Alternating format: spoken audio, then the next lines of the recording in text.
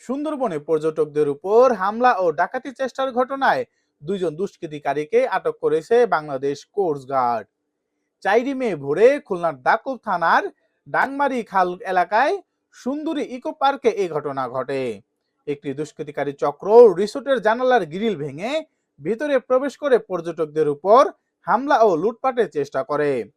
রিসোর্টের কর্তৃপক্ষ ধাওয়া দিলে তারা পালিয়ে যায়।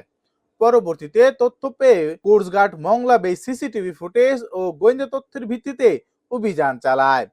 এই সময় রাজন সরকার 25 ও রতন সরকার 14 নামে দুইজনকে আটক করা হয়।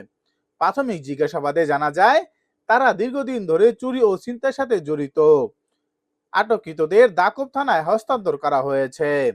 কোস্টগার্ড জানিয়েছে দেশের উপকূলীয় এলাকায় নিরাপত্তা নিশ্চিত করতে এ ধরনের অভিযান অব্যাহত থাকবে।